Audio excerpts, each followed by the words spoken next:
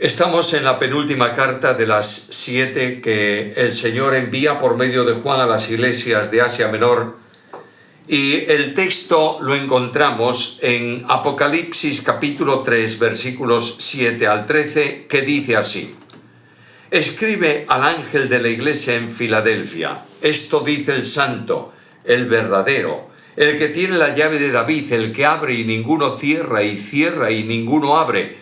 Yo conozco tus obras. He aquí he puesto delante de ti una puerta abierta, la cual nadie puede cerrar, porque aunque tienes poca fuerza, has guardado mi palabra y no has negado mi nombre. He aquí yo entrego de la sinagoga de Satanás a los que se dicen ser judíos y no lo son, sino que mienten. He aquí yo haré que vengan y se postren a tus pies y reconozcan que yo te he amado. Por cuanto has guardado la palabra de mi paciencia, yo también te guardaré de la hora de la prueba que ha de venir sobre el mundo entero para probar a los que moran sobre la tierra. He aquí yo vengo pronto. Retén lo que tienes para que ninguno tome tu corona. Al que venciere, yo lo haré columna en el templo de mi Dios y nunca más saldrá de allí. Y escribiré sobre él el nombre de mi Dios y el nombre de la ciudad de mi Dios, la nueva Jerusalén, la cual desciende del cielo de mi Dios, y mi nombre nuevo. El que tiene oído, oiga lo que el Espíritu dice a las iglesias.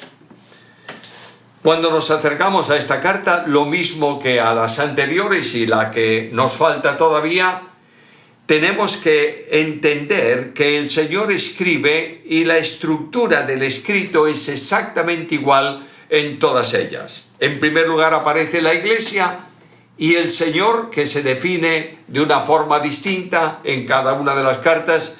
En segundo lugar está el mensaje, que es lo que Dios, por medio de Juan, comunica a esa iglesia. Y en tercer lugar está la demanda que el lector de la carta tiene que asumir y contestar después de la lectura del texto bíblico.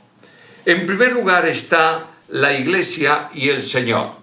La iglesia se llama, o el lugar, mejor dicho, donde está la iglesia, se llama Filadelfia. Y este es un nombre que en griego significa amor fraterno. Indudablemente es el título ideal para la iglesia de Cristo. Cuando Cristo estableció su iglesia, les dio el mandamiento nuevo a los discípulos, que sería la identificación o la identidad de la iglesia que iban a hacer en Hechos capítulo 2 de ahí en adelante. Y Jesús les dijo que en esto conocerán todos que sois mis discípulos, es decir, que sois la iglesia es el conjunto de discípulos de Cristo, seguidores de Cristo. Sois mis discípulos si tuvieseis amor los unos para con los otros. No hay característica más definida para la iglesia que el amor fraterno, de modo que este nombre corresponde de una forma extraordinariamente precisa a lo que debiera ser realmente la iglesia de Cristo aquí en la tierra. La ciudad de Filadelfia, es una ciudad situada a unos 45 kilómetros al sudoeste de Sardis. Y esta ciudad no es una ciudad muy grande, y como las de aquel área en tiempos en que se escribe la carta, era una ciudad con propensión a movimientos sísmicos, de manera que muchos temblores se habían producido en aquella área. Uno de los más importantes, más intensos que se produjo, destruyó prácticamente la ciudad, que fue reconstruida con ayuda de los romanos. Como ciudad primeramente griega y luego romana, tenía una cantidad enorme de dioses a quienes se le rendía culto allí, y entre los dioses que había en la ciudad más destacables estaba Baco, que tenía un templo, y el culto a Baco, como sabéis todos, es un culto dedicado al dios del vino. Por tanto, la borrachera, embriagarse en la festividad del dios, en el culto dedicado al dios, era cosa común. Esto traía como consecuencia lo que se llama, por ese nombre de Baco, las bacanales, que eran verdaderas orgías, borracheras y prácticas licenciosas de costumbres inmorales absolutas, formaban parte del entorno del culto a este dios. en medio de esa sociedad, Dios coloca su iglesia. Cristo permite que la iglesia se establezca allí. No sabemos quién la fundó. Probablemente se fundó desde Éfeso como consecuencia del trabajo del apóstol Pablo. Hechos capítulo 19 y versículo 10 habla de la evangelización por toda Asia Menor. El evangelio alcanza todas estas ciudades y estas ciudades alcanzadas por el evangelio tienen establecida una iglesia de Cristo aquí en la tierra. Durante la gran persecución que se produjo en tiempos del emperador Trajano, todas las iglesias de Asia Menor fueron perseguidas, menos la de Filadelfia. Cuando posteriormente los otomanos, los árabes, conquistan ese territorio, comienza también una persecución contra el cristianismo y las iglesias cristianas, y la única que se salvó de esa persecución fue la iglesia en Filadelfia.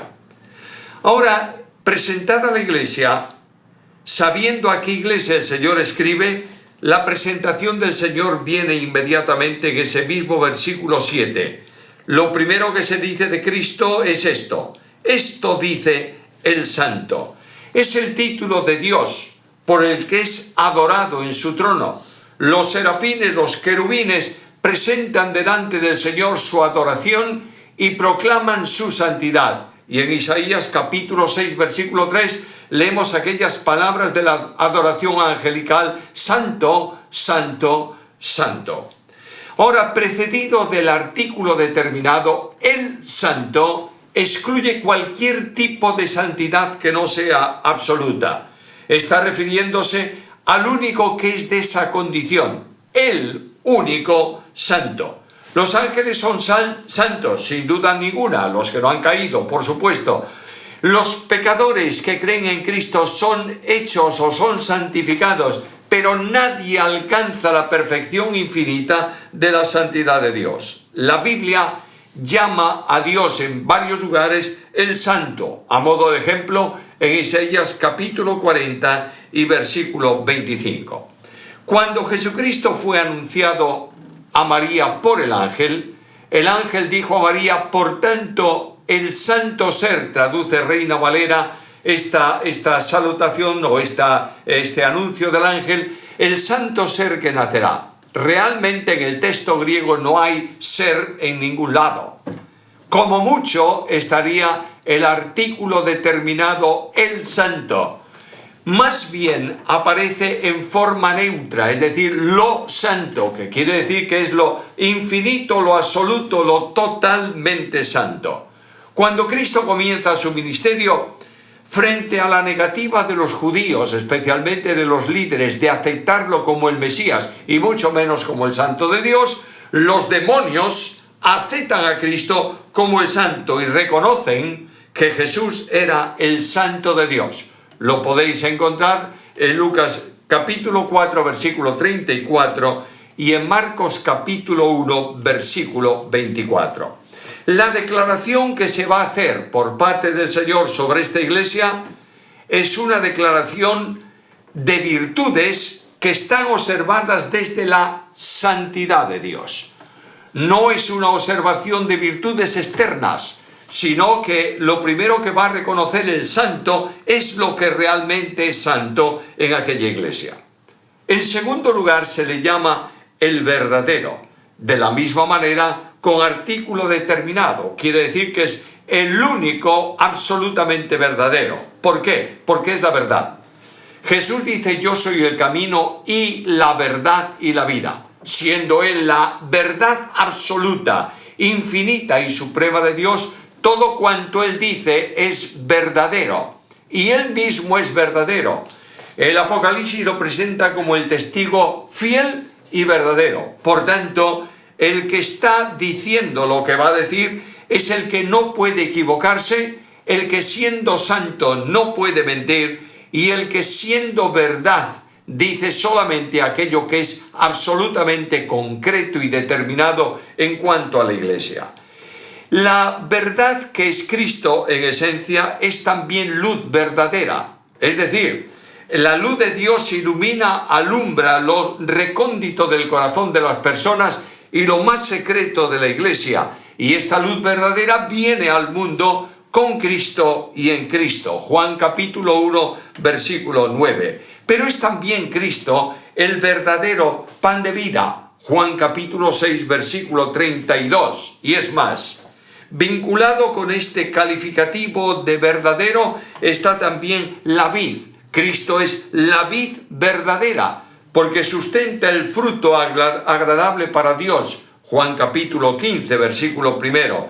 Y además de esto, Jesús es el verdadero Dios y la vida eterna. Carta primera de Juan, capítulo 5, versículo 20. Quiere decir, con este título, que no solamente va a hablar verdad, porque además es santo, sino que va a decir verdad absoluta de aquello que se refiere a lo que él va a hablar sobre la iglesia en Filadelfia. Una tercera condición suya en este calificativo, el que tiene la llave de David. Quiere decir que es el soberano. La llave de David está refiriéndose al reino eterno que Dios ha establecido en el pacto con David, el soberano, rey de reyes y señor de señores. Es el Mesías, que es el heredero del trono de David, y es aquel a quien Dios ha determinado para reinar definitivamente en los cielos nuevos y en la tierra nueva, y también en el futuro aquí en la tierra durante el reino milenial. En el Salmo 2 se lee de esta manera: he puesto mi rey sobre Sión, mi monte santo. Es el cumplidor de la profecía de Isaías, capítulo 22 y versículo 22. Isaías capítulo 22, versículo 22, leemos el texto bíblico directamente y dice así: pondré la llave de la casa de David sobre su hombro, y abrirá y nadie cerrará, y cerrará y nadie abrirá. Es el que tiene soberanía y gobierno absoluto. Nadie puede oponerse a su voluntad. Él abre, ninguno cierra. Él cierra, ninguno abre. Las llaves del reino de los cielos, Jesús las dio a Pedro. ¿Recordáis ahí en la confesión camino de Jerusalén, cuando él dice que nosotros creemos que tú eres el Cristo, el Hijo del Altísimo?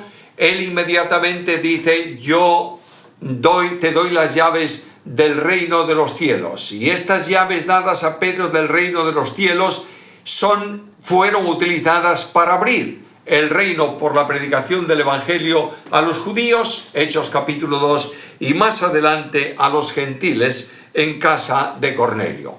Abierta la puerta de la evangelización y de la presencia de la iglesia, nadie puede cerrarla, porque Dios en Cristo Jesús la ha hecho en plena soberanía. Bueno, ya tenemos el que habla. Qué importante: el santo no puede engañar. El verdadero no puede mentir. El soberano puede actuar. Y dentro de esta presentación viene en segundo lugar el mensaje para la iglesia. Y comienza con unas palabras de atención. Versículo 8: yo conozco tus obras. No solamente sé lo que haces, conozco la causa, la razón de esas obras. Sé por qué las haces. Las conozco en la intimidad. Yo conozco tus obras.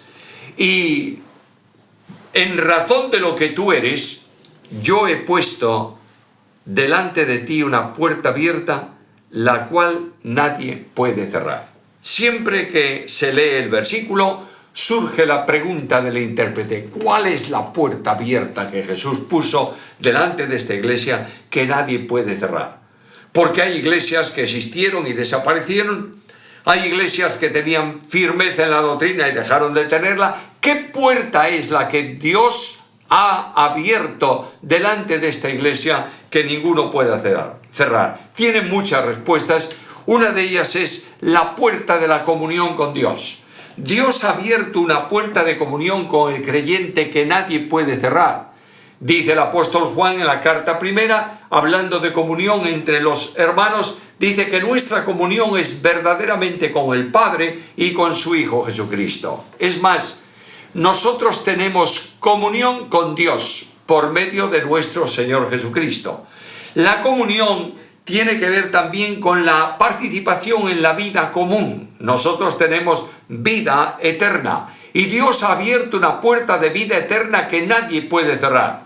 Podemos tener tropiezos, podemos caer, podemos separarnos del servicio del Señor, podemos caminar en el mundo, etcétera, etcétera, pero todo aquel que ha sido salvo por gracia mediante la fe tiene la posibilidad de restaurar por confesión esa comunión con Dios. Nadie puede impedir que tú y yo, como creyentes, en santidad de vida, en confesión de nuestras faltas, restauremos y experimentemos la comunión con Dios.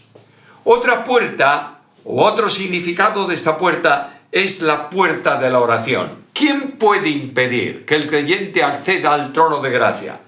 Aquello que era imposible para el hombre pecador a causa del pecado, acceder a la presencia de Dios, como se aprecia en el Antiguo Testamento, ha sido cambiado para el creyente. El trono de juicio, el trono de ira, se ha convertido en un trono de gracia y Dios nos invita a acceder a ese trono de gracia para hallar lo necesario para el socorro oportuno. Es más, la Biblia nos enseña a orar sin cesar.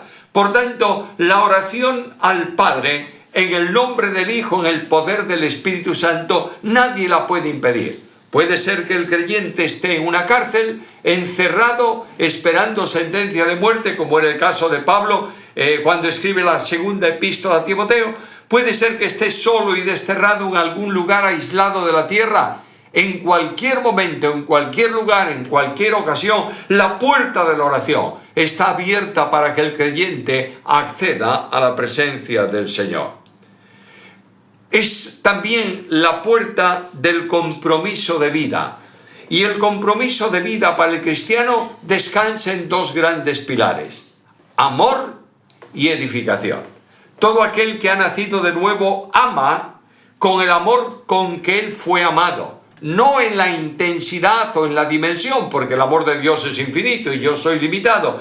Pero ese amor de Dios ha sido derramado en mi corazón por el Espíritu Santo que me fue dado. Por tanto, es la misma calidad de amor. El amor con que el creyente ama es un amor desinteresado.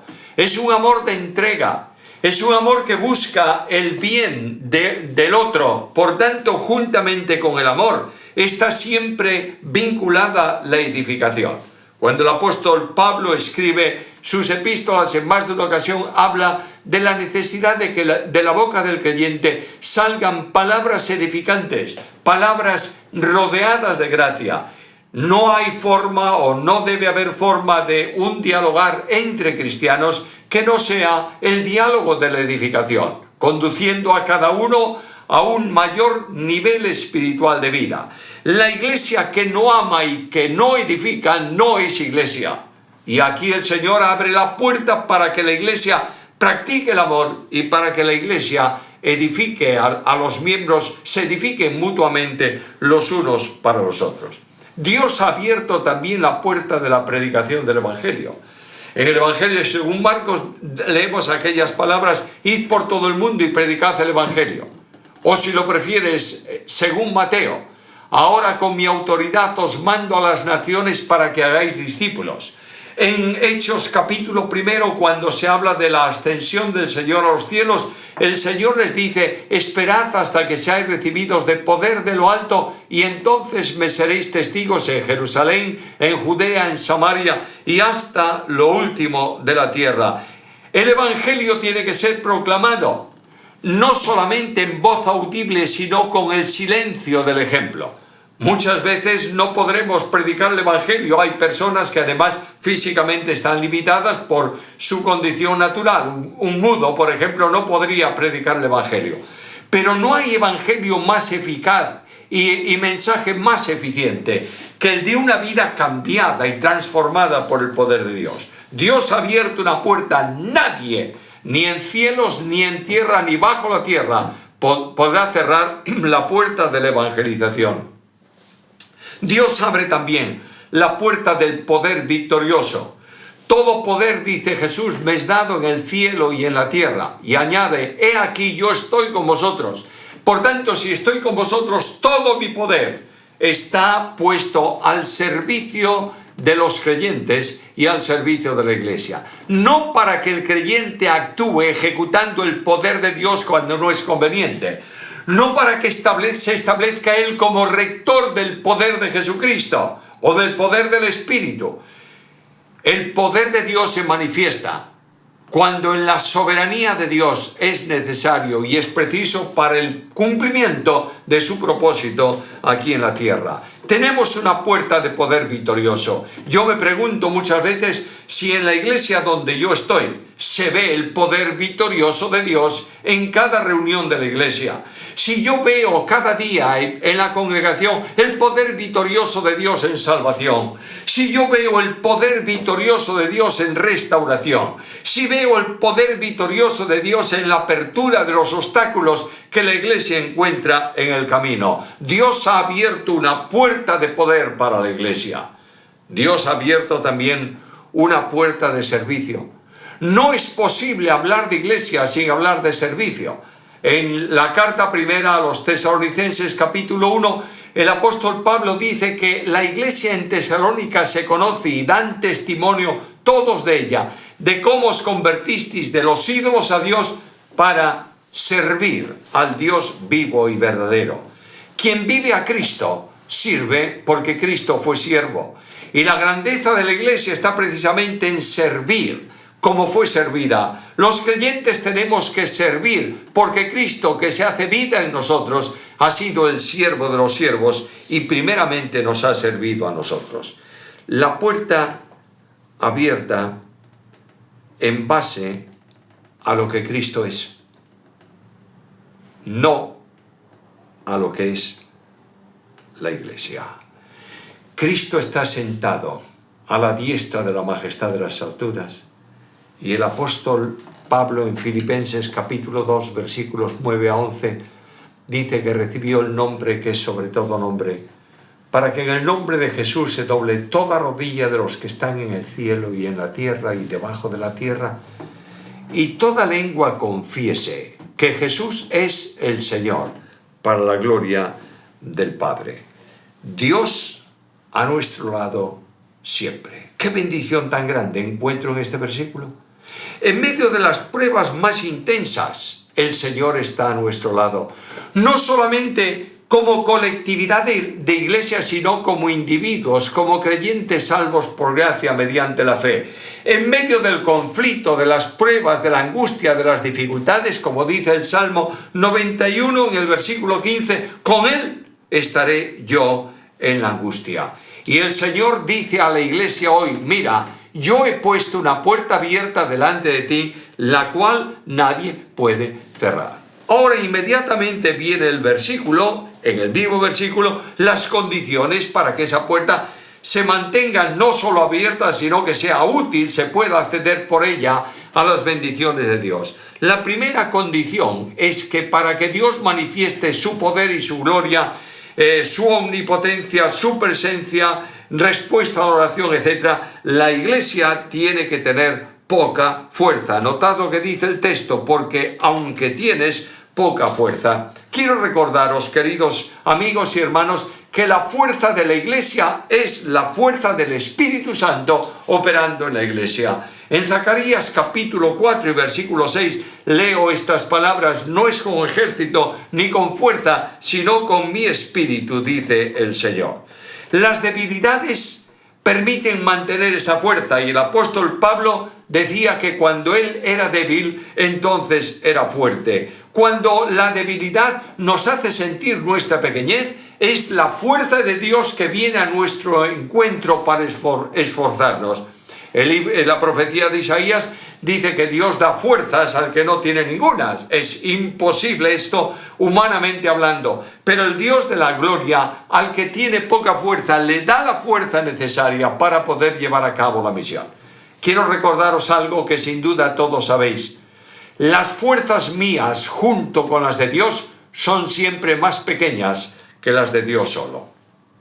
Segunda condición: has guardado mi palabra. Ahora, ¿qué es la palabra? Bueno, el apóstol Pablo dice que la palabra de Dios es la palabra, la Biblia, la Escritura, es inspirada por Dios y útil para redarguir, para corregir, para instruir en justicia. La palabra de Dios es la única palabra poderosa que procede de Dios. Hay dos graves problemas en la Iglesia de Cristo a lo largo del tiempo. Primer problema, añadir a la palabra. Es decir, el Señor ha dicho esto y la normativa para esto la establece de esta manera, pero a mí no me es suficiente y añado un poco más a esto. Ocurre no solamente en añadir mandamientos que no están en la Escritura para colocarlos como de obligado cumplimiento, sino en añadir cosas a la interpretación de la Biblia, en decir que la Biblia dice cuando realmente no dice. Esto es un problema muy serio. Guardar la palabra significa no añadirle nada, pero significa también no quitarle nada. Y estamos en un mundo de relativismo tal que muchos quitan de la Biblia y muchos dicen, bueno, esto era para el tiempo pasado, no es para el tiempo presente. Escúchame, por favor. Todo cuanto está en la Biblia, de Génesis 1:1 a Apocalipsis 22:21, es palabra de Dios. Y Dios habla solamente por su palabra. Hay muchos que se llaman apóstoles y que se llaman profetas en nuestros días que dicen, Dios me dio este mensaje y ese mensaje no está en la Biblia. Y claro, cuando alguien le dice, oye, es que yo no encuentro esto en la palabra, dice, no, ha sido una revelación nueva de Dios, que su Espíritu que habló en el pasado, habla también en el presente. No seas oidor de mentiras semejantes. Esta iglesia es bendecida por Dios porque guarda solo una cosa, su palabra. Tercera condición, no has negado mi nombre. La iglesia victoriosa reconoce como única autoridad al Señor. No hay otra. Cristo es fundamento y es cabeza de la iglesia. Él es el Señor.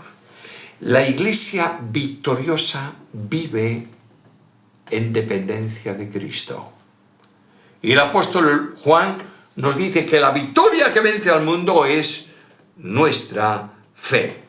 El creyente es más que vencedor por medio de Cristo. Y Dios nos lleva en triunfo siempre en Cristo. Quiero recordarte esto. No puede haber victoria ninguna para aquel que no guarda, no acepta, no proclama, no tiene a Cristo como supremo. La iglesia está perdiendo a Cristo.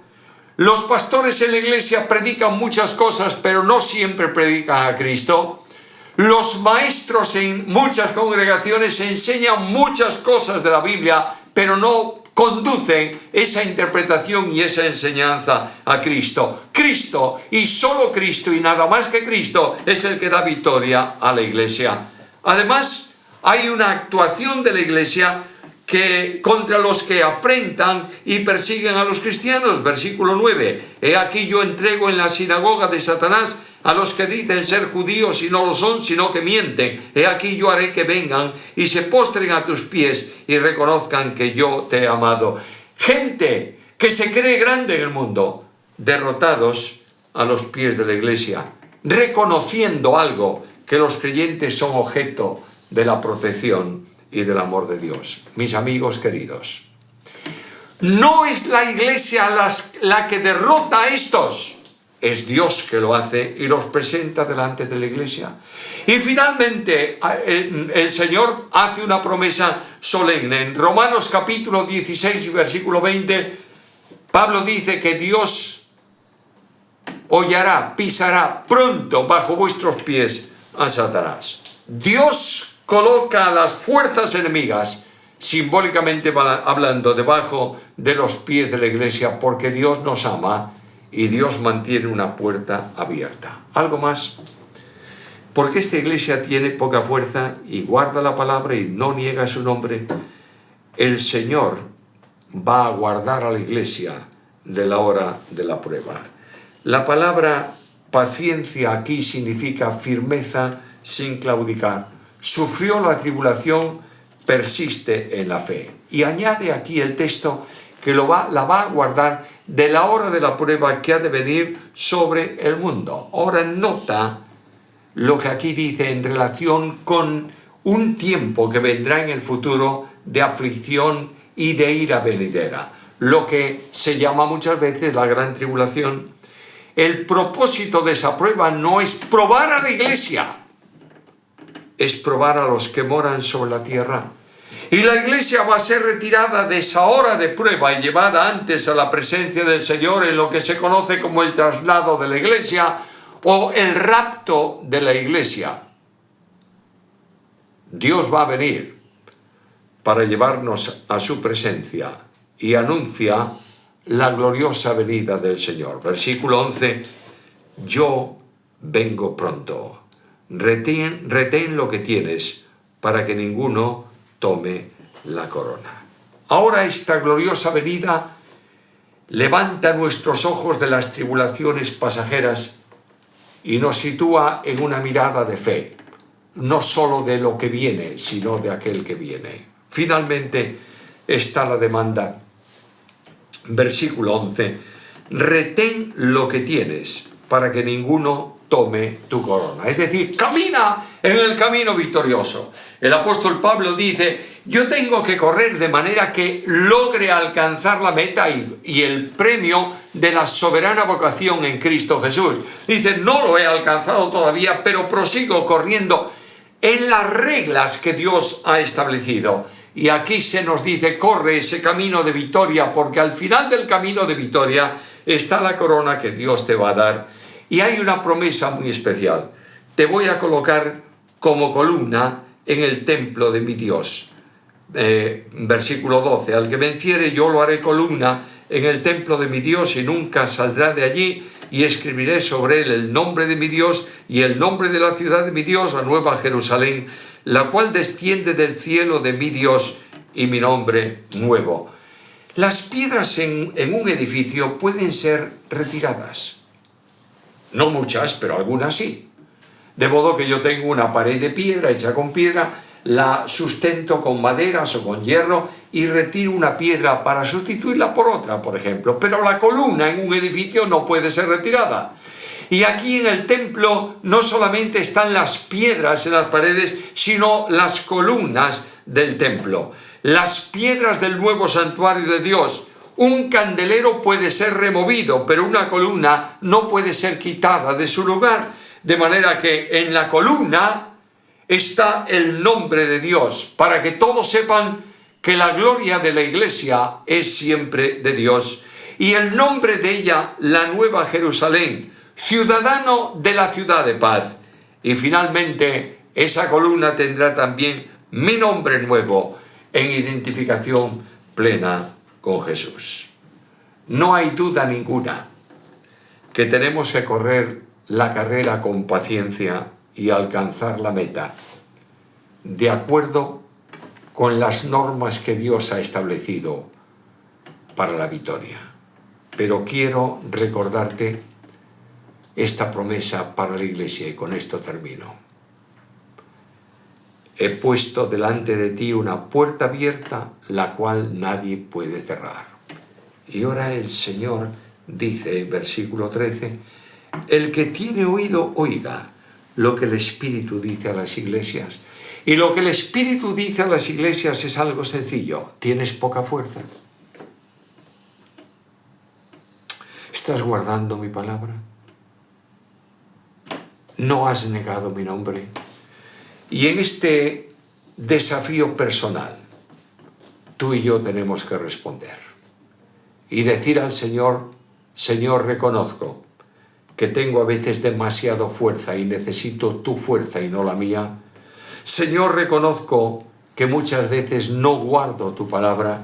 Señor, reconozco que muchas veces he negado tu nombre, no te tengo como Señor, te llamo Señor, pero realmente no eres mi Señor. Y frente a esto, cada uno de nosotros, en una oración personal ahora, podemos decir al Señor, Señor, necesito una orientación nueva en mi vida para vivir conforme a la grandeza de la promesa y poder sentir y experimentar la bendición de acceder por esa puerta que has abierto a tus bendiciones, a tu cuidado y a tu esperanza. Que el Señor añada su bendición sobre nosotros.